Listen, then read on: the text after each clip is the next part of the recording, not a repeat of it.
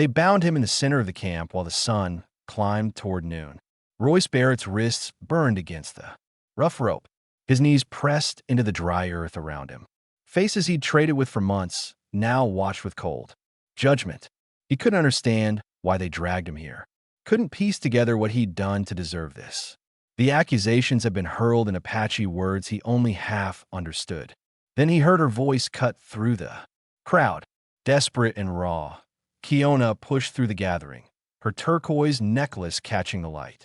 "Stop!" she screamed in English, then in Apache, her eyes locked with his for one breathless moment before she said the words that would change everything. "He's my husband." The camp fell into a silence so complete that Royce could hear his own heartbeat hammering against his ribs. Kiona stood trembling, her chest rising and falling with rapid breaths, her declaration still hanging in the air like smoke. She just shattered the carefully built wall between their two worlds, the secret they protected for 8 months, the truth they'd hidden in stolen moments away from both communities. Royce had arrived in this territory 14 months ago, carrying tools and metal goods to trade. He'd learned basic Apache phrases from an old translator in the nearest settlement. Enough to show respect, enough to make fair deals. Kiona had been assigned to help facilitate trades after her father, a respected elder, had vouched for Royce's honesty. Their first conversation had lasted 3 hours. By the 5th meeting, they were finding excuses to see each other. By the 7th, they both knew they'd crossed a line neither could step back from. They'd married in secret 6 months ago, far from both communities, witnessed only by an old priest who asked no questions. Since then, they'd met in hidden places. A cave by the river, a clearing beyond the ridge, anywhere they could exist without judgment.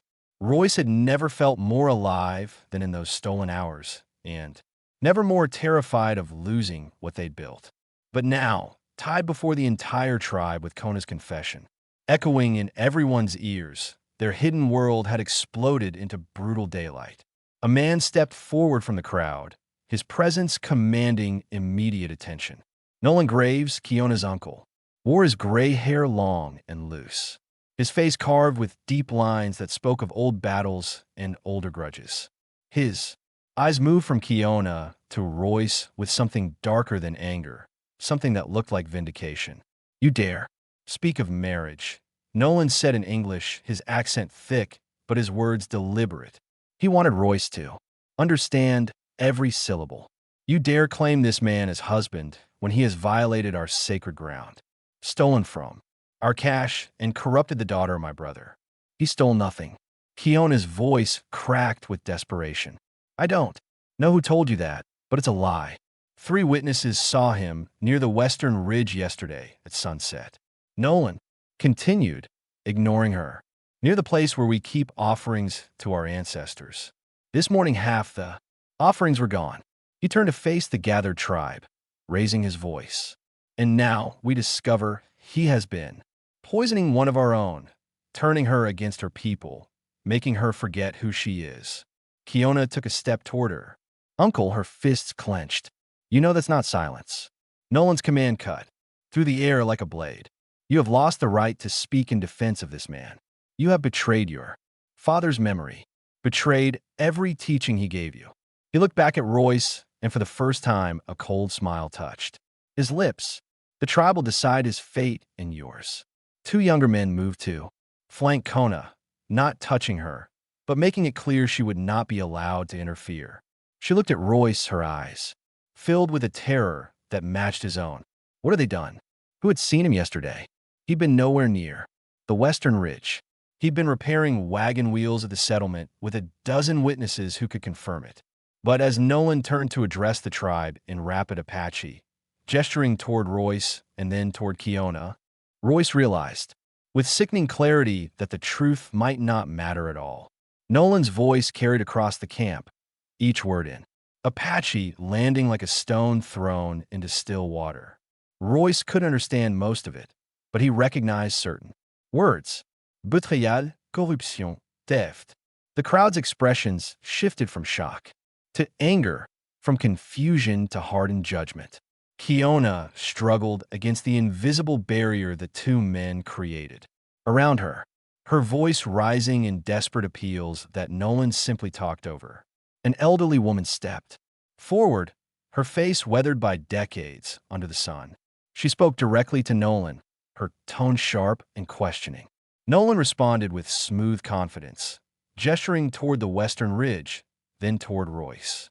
The old woman's eyes narrowed, but she nodded slowly and stepped back into the crowd. Royce's mind raced through the previous day. He'd spent the entire afternoon at the settlement, working on Samuel Porter's wagon wheels. At least 8 people had seen him there from noon until sunset. He'd never gone anywhere near the western ridge. Someone had lied. Someone had deliberately placed him at that location. But who would benefit from destroying him? The answer stood right in front of him, addressing the tribe with practiced authority. Nolan Graves had never hidden his disapproval of the trading relationship between the settlement and the Apache community. He'd argued against it in council meetings. Kiona had told him. Nolan believed contact with outsiders weakened traditional ways that allowing traders into their territory was the first step toward losing everything that mattered. And now Nolan had the perfect opportunity to prove his point by making an example of the one trader who'd committed the ultimate transgression. Kiona finally broke free from her guards, pushing past them with sudden force. She ran toward her uncle, grabbing his arm. You know he wasn't there. You know someone is lying. Nolan turned to face her, and for a brief moment, something flickered in his eyes. Not quite regret, but something close to pain. I know you believe that, he said quietly in English. I know you believe in him. That is exactly what makes this so dangerous. 3 witnesses, Kona pressed. Who are they? Let them speak. Let Royce face his accusers. The witnesses have already given their testimony to the council, Nolan replied. Their words have been heard and judged truthful. Then let the council hear his defense. Kiona's voice cracked. Let him speak. He has the right. He has no rights here. Nolan interrupted, his voice hardening again. He is not one of us.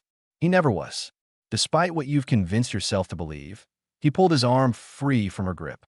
And you have compromised your position in this tribe by binding yourself to him. You may not speak in his defense because you are no longer seen as impartial. The words hit Kiona like physical blows. She took a step back, her face draining of color. No longer impartial. Uncle, I'm your blood. Blood that has been corrupted by outside influence. Nolan said loud enough for others to hear. You are my brother's daughter, and I honor his memory by protecting this tribe from the mistake you've made. Royce watched Kiona's expression crumble. Watch her realize that her uncle wasn't just punishing him. He was punishing her, using this moment to sever her connection to the community she'd been born into. This wasn't about stolen offerings. This was about power, about control, about proving that loyalty to the tribe meant rejecting everything outside of it. And Kiona stood between those two worlds, being torn apart by both. A younger man approached Nolan, whispering something urgently. Nolan nodded, then raised his hand to quiet the murmuring crowd. The council will convene, he announced in both Apache and English. We will decide this man's fate before sunset. Until then, he remains bound, and the woman who claims him as husband will remain in her dwelling under watch until we determine what consequences she must face. Kiona's eyes went wide with panic. No, you can't keep me from, but the two men were already moving toward her, their hands gentle but firm on her arms. She looked at Royce one last time, her expression a mixture of love and terror and helpless rage. Then they led her away, and Royce was left alone in the center of the camp, the sun climbing higher, the rope burning deeper into his wrists, and the terrible certainty settling in his chest that Nolan had orchestrated all of this perfectly. The only question now was whether anyone would care about the truth before it was too late. The sun reached its peak, and with it came a heat that made Royce's vision blur at the edges. His throat burned with thirst. His shoulders ached. from a position they'd forced him into. But worse than the physical pain was the helplessness, the knowledge that, somewhere in this camp, Kiona was being held away from him, probably terrified, and he couldn't do anything to reach her. The camp had mostly emptied. Women returned to their work. Children were called away, and the men who remained kept their distance, watching him with expressions that ranged from curiosity to open hostility. Royce closed his eyes and tried to think through the situation logically. Someone had placed him at the western ridge yesterday at sunset. 3 witnesses, Nolan had said, but Royce had been at the settlement, visible to multiple people. If he could just get word to Samuel Porter, to anyone from the settlement who could vouch for his whereabouts, this entire accusation would collapse, unless no one cared about the truth. Footsteps approached from behind. Royce tensed, expecting another confrontation. But the voice that spoke was younger, uncertain. "You really married her?" Royce opened his eyes and turned his head as much as the rope allowed. A young man stood a few paces away, maybe 18 or 19, wearing a simple shirt and warm pants. His face held more confusion than anger. "Yes," Royce said, his voice rough from thirst. 8 months ago." "How?" The young man took a step closer. "How did you even? I mean, Kiona never seemed interested in anyone here. Her father used to joke that she'd married her books and her translation work. We talked," Royce said simply, "about everything, about the differences between our worlds, about what we'd both lost, about what we hoped for." He paused, then added, "She's the smartest person I've ever known and the bravest." The young man studied him for a long moment. "My name is Dalton. I'm Kiona's cousin, her father's brother's son." He glanced around to make sure no one was within earshot. "Nolan is my father." Royce's pulse quickened. "Then you know him. You know what he's capable of." "I know he believes he's protecting us." Dalton interrupted. "I know he thinks contact with settlers will destroy everything we are." He crouched down, bringing himself closer to Royce's eye level. "But I also know he's been different since my uncle died. Angrier, more rigid, like he's trying to prove something. He's trying to prove that I'm a threat," Royce said. "And he's using false testimony to do it." "Were you really at the settlement yesterday?" Dalton asked directly. "All afternoon, working on wagon wheels for Samuel Porter. There were at least 8 people who saw me there from noon until well after sunset." Royce held the young man's gaze. "I was nowhere near the western ridge. Someone lied about seeing me there." Dalton's jaw tightened. "The 3 witnesses. My father wouldn't say who they were, just that their testimony was given to the inner council." He stood, abruptly, pacing a few steps away. "This doesn't feel right. None of it feels right. Will you help me?" Royce asked, desperation creeping into his voice. "Will you tell the council what I've said? Will you ask them to send someone to verify my alibi at the settlement?" Dalton turned back, conflict written across his young face. "If I speak against my father's judgment, I'll be seen as betraying the family, betraying the tribe. And if you don't," Royce said, quietly, "an ino sangman mihti. And Kiona, your cousin, someone you grew up with, will lose everything for loving someone who didn't deserve to be killed." The words hung in the air between them. Dalton looked torn, his hands clenching and unclenching at his sides. Finally, he spoke, his voice barely above a whisper. "The council meets in 2 hours. They'll vote on your fate." He glanced toward the center of the camp, where several men were gathering. "My father has already convinced most of them. He's been planning this since he found out about you and Kona 3 days ago." 3 days ago. The timeline clicked into place in Royce's mind. Someone had told Nolan about the marriage 3 days ago, giving him time to arrange this elaborate trap. Time to find people willing to lie. Time to stage the theft. Time to make it look like justice rather than revenge. Who told him? Royce asked. Who knew about us? But Dalton was already walking away, his shoulders rigid with the weight of impossible choices, and Royce was left with 2 hours to somehow prove his innocence to people who'd already decided he was guilty. Inside her dwelling, Kiona pressed her hands against the woven walls, feeling the texture of dried grass and willow. branches beneath her palms. Two women stood guard outside. She could hear their quiet conversation there, footsteps shifting in the dirt. They weren't there to protect her. They were there to make sure she didn't interfere with the council's judgment. She wanted to scream. She wanted to tear through the walls and run to Royce to stand between him and whatever fate Nolan had orchestrated. But she forced herself to breathe slowly, to think clearly. Emotion wouldn't save Royce now. Only strategy would. Her father had taught her that. He'd been a master negotiator, someone who understood that tribal law wasn't rigid. It was a living thing shaped by precedent and interpretation.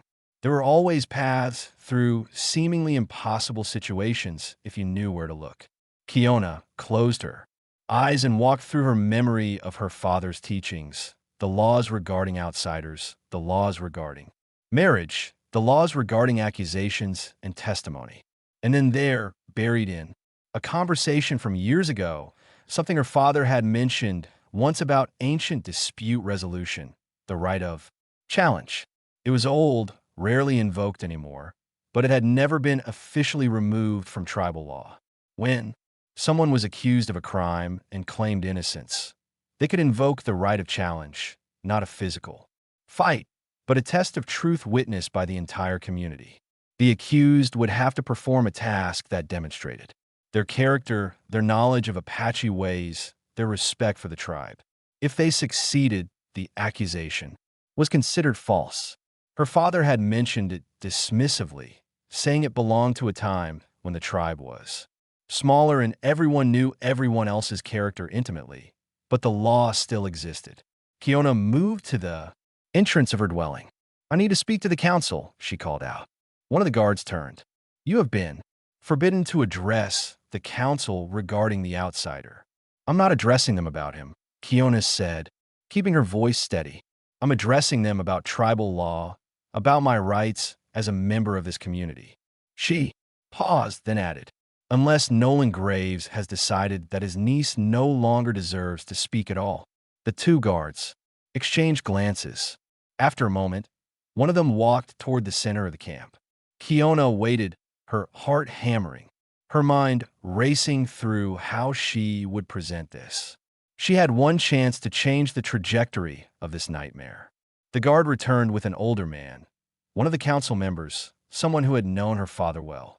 His face was weathered but kind, his eyes holding a sadness that suggested he understood more than he was willing to say aloud. "Speak," he said simply. "I invoke the right of challenge," Kiona said, words coming out stronger than she felt. "For the man accused of theft and violation of sacred ground, I invoke it as his wife, and I claim the right to have him tested under the old law rather than judged solely by testimony." The council members' eyebrows rose. "That law hasn't been used in over 30 years, but it hasn't been removed," Kiona pressed. "It still stands, and I am invoking it." The council would have to agree. The council has to honor it if it's properly invoked. Kiona interrupted. "My father taught me that. He taught me every aspect of tribal law because he wanted me to be able to navigate both worlds, ours and theirs." Her voice cracked slightly. He believed understanding was the only path to survival. "And now, you're going to kill a man without even testing whether the accusations against him are true." The council member was quiet for a long moment. Finally, he said, "If I bring this to the council, Nolan will fight it."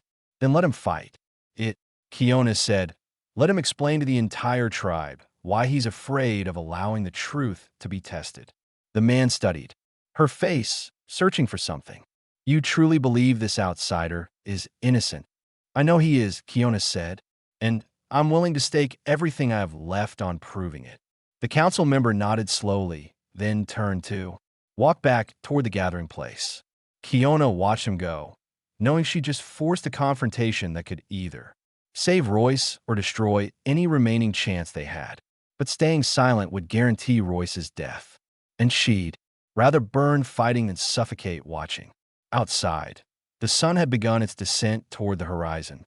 The council would convene soon, and when they did, Kiona would force them to choose between ancient law and Nolan's thirst for control.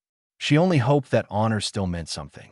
The council gathered in a circle near the center of the camp. 12 men and women who held the authority to decide life and death. Royce could see them from where he knelt, could feel the weight of their collective judgment, even from this distance. Nolan stood among them, his posture confident, his voice carrying as he addressed the group. Then the elderly council member who had spoken with Kiona stepped forward and said something that made Nolan's expression darken. The conversation grew heated. Other council members joined in, some gesturing toward Royce, others toward Kiona's dwelling. The debate stretched on for what felt like hours, but was probably only minutes. Finally, Nolan turned and walked directly toward Royce, his face a mask of controlled fury. He stopped a few feet away, looking down at him with eyes that promised nothing good. "My niece has invoked an old law," Nolan said, his voice tight. "The right of challenge. She believes you can prove your innocence through a test of character and knowledge." He crouched down, bringing his face level with Roy's. "I want you to understand something. This changes nothing. You will fail. And when you do, your death will be even more justified because you will have proven yourself unworthy in front of everyone." "What's the test?" Royce asked, meeting his gaze. "You will be given 3 tasks," Nolan said, "each one designed to prove whether you truly respect our ways or whether you're simply a trespasser who has corrupted one of our own." He stood, brushing dust from his pants. "The first task begins now. You will identify and explain the significance of sacred boundary markers around our territory. If you cannot, you've proven you don't even understand what you've been walking through all these months." They cut the ropes binding Royce's wrists. Blood rushed back into his hands, bringing sharp pins of pain. 2 men helped him to his feet, his legs nearly buckled after hours of kneeling. They gave him water, which he drank desperately, and then led him to the edge of the camp. Kiona stood waiting there, flanked by guards. Her eyes met his, and in that brief moment, Royce saw both fear and determination. She stepped forward, speaking to the council members who had followed. "He has the right to guidance," she said. "The old law allows the accused to have context explained. You cannot help him complete the tasks," one council member replied. "I won't," Kiona said, "but I can tell him what's expected. That's within the law." They conferred briefly, then nodded. Kiona moved closer to Royce, close enough that he could smell the sage she used in her hair, close enough to see the exhaustion in her eyes. "There are 5 boundary markers within walking distance," she said quietly. "Natural formations that our people have recognized as sacred for generations. You need to find them and explain why each one matters." She paused, her voice dropping even lower. "Royce, I taught you some of this during our talks. You know more than you think you do. What if I fail?" he asked. "Then we face the second task," she said. "And if you fail that one, there's a third. But you won't fail." Her hand brushed against his for the briefest moment, a touch so quick the guards almost missed. "You've been listening to me for months. You've been learning. Trust what you know." They pulled her back, and Royce was left standing at the camp's edge with 2 silent escorts and the terrible knowledge that his life now depended on conversations he'd only half understood, lessons he'd absorbed while focusing more on Kiona's voice than on the actual words. Nolan appeared beside the council members, his arms crossed. "You have until sunset to find and explain all 5 markers. That gives you perhaps 90 minutes." His smile was cold. "Begin." Royce started walking, his mind racing through every conversation he'd had with Kona about Apache traditions, about sacred spaces, about the way her people understood the land. She talked about stones shaped by wind and water, about trees that grew in patterns that seemed impossible, about places where the earth itself seemed to speak. He had to hope that he'd listen well enough, because if he hadn't, sunset would bring the second task, and he had no idea what that would be. Royce moved through the scrubland with his 2 escorts trailing behind, their faces impassive. The sun hung lower now, casting long shadows that seemed to count down the minutes he had left. His mind worked frantically through fragments of memory. conversations with Kiona beside the river, stories she'd told him while they lay hidden in the cave, lessons about her people that he'd tried to absorb, even as he'd been distracted by the curve of her smile. The first marker came to him almost by accident. He'd been walking east when he noticed an outcropping of red stone that looked like it had been carved by wind into the shape of a hand reaching skyward. Something about it triggered a memory. Kiona pointing to a similar formation in the distance, telling him it represented the gesture of offering, the way her ancestors had lifted prayers to the sky. Here, Royce said, stopping before the stone formation. His escorts waited. This is a marker, the stone shaped like a raised hand. It represents the act of offering, of giving thanks for the land and water that sustains life. He touched the rough surface. Your people see it as a reminder that everything taken from the earth should be acknowledged and honored. One escort nodded slightly. Not confirmation exactly, but not rejection either. They continued walking. The second marker proved harder to find. Time slipped away as Royce searched, his panic growing with each passing minute. Then he remembered Kiona talking about water, how natural springs were always sacred, how her people believed water that came from deep earth carried the memory of ancestors. He changed direction, heading toward the sound of running water he'd heard earlier. There, a spring bubbling up between rocks, feeding a small pool surrounded by smooth stones that had clearly been placed deliberately. Someone had arranged them in a circle. Water source, Roy said, his throat tight. Springs are sacred because they connect the surface world to what lies beneath. The stones around it mark it as a place of reverence where offerings are left and prayers are spoken for continued abundance. Again, a slight nod, 3 more to find, and the sun was sliding toward the horizon with merciless speed. The third marker almost made him laugh, not from humor, but from the sharp relief of recognition. A tree grew alone on a small rise. Its trunk split by lightning years ago, but still alive. Both halves reaching toward the sky in a twisted embrace. Kiona had called trees, like this broken but breathing, symbols of survival through catastrophe. This tree, Royce said, approaching it, split by lightning but still living. It represents resilience, the ability to endure damage and continue growing. It's sacred because it proves that destruction doesn't have to mean death. The escorts exchanged glances. Royce's heart hammered. 2 more, maybe 30 minutes of light left. He found a fourth marker by following a path worn into the earth, not by humans, but by animals. It led to a salt lick, a place where deer and other creatures came to feed on mineral deposits in the exposed rock. Kiona had explained these places once, how they were considered gifts from the earth, how taking game near them was forbidden because the animals came here in trust. Salt Lick, Roy said, breathing hard now from the quick pace. Sacred because animals come here without fear, and hunting near these places violates the trust between hunter and hunted. It's about honor and balance. For down, 1 more. The sun touched the distant hills, painting everything in shades of orange and red. Royce's escorts had picked up their pace, clearly aware of the dwindling time. He had maybe 15 minutes. Think what had Kiona taught him? What other markers had she mentioned? Then it hit him.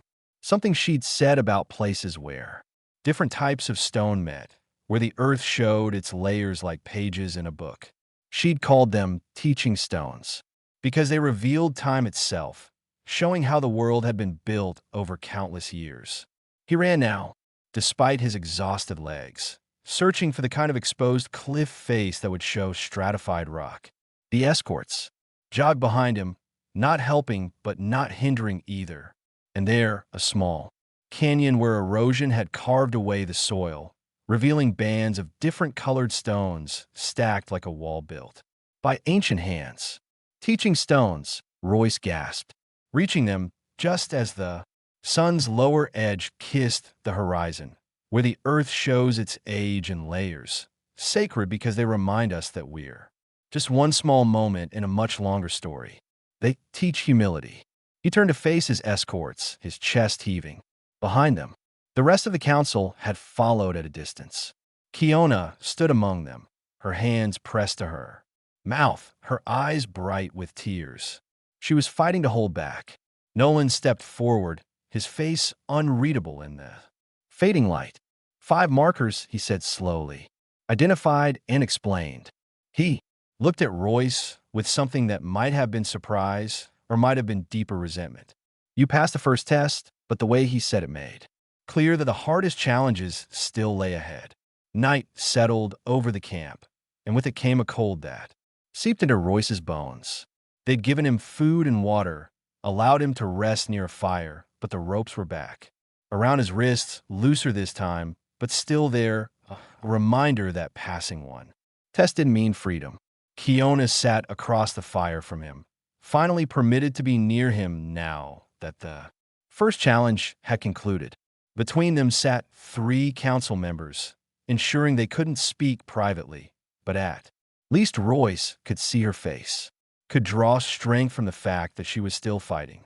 Nolan emerged from the darkness, his expression grim. The second task will begin at first light. He announced, you will face the council and answer questions about our history, our laws, and our relationship with this land.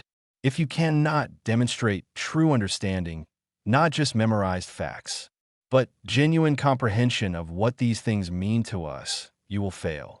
Royce felt his stomach tighten, memorizing facts he could handle, but proving he understood the deeper meaning, the emotional and spiritual significance of Apache culture. That was something else entirely. How many questions? Kiona asked. As many as the council deems necessary, Nolan replied, looking at her. Until they are satisfied that he either understands or doesn't, he paused. You will not be allowed to help him this time. No guidance, no context. He answers alone. After Nolan left, one of the council members, an older woman with silver hair, spoke quietly. You should rest while you can. Tomorrow will be difficult. But Royce couldn't rest. His mind raced through everything Kiona had ever told him about her people, stories about ancestors who had survived. Impossible wantes.